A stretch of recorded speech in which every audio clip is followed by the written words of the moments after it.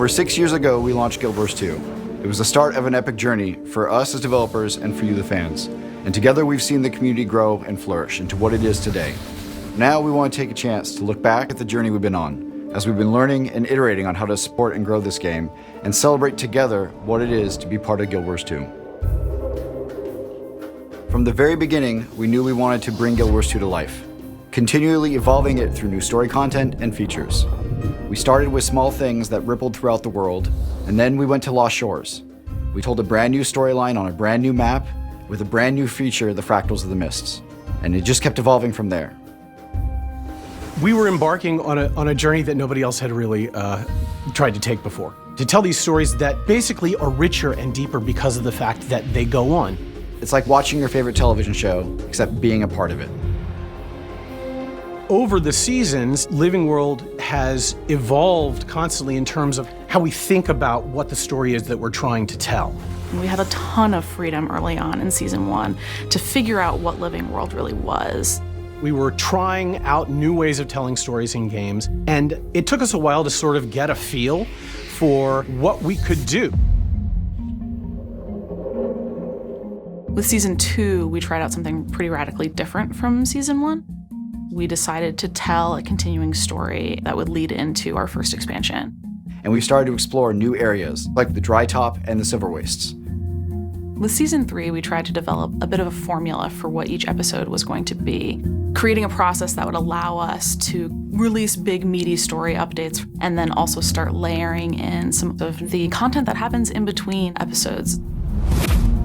Things like new rewards, new masteries, new raids and fractals. New ways for players to explore, to discover, and to be a part of this evolving world.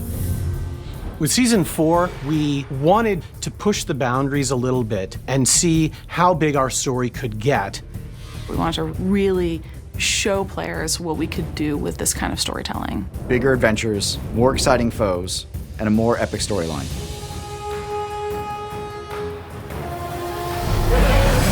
Living World just isn't about content, it's also about features. Living World provides us the opportunity to tell a larger story across multiple episodes in a way that dovetails with other things about the game, features and mounts, to all sort of integrate and support each other. With Living World, we like to provide something for all of our players. So with each release, we make sure to include updates to our story, but we also have a lot of other content types that we add, like raids and fractals, and new legendary weapons, and new festivals, and the current events that come out in between. They're all part of the Living World. Festivals are great because it's smaller, bite-sized content that we can give players something to do during episodes. We have festivals like Winter's Day, the Festival of the Four Winds, and Halloween. They all show the status of the world and show the way that it's moving forward.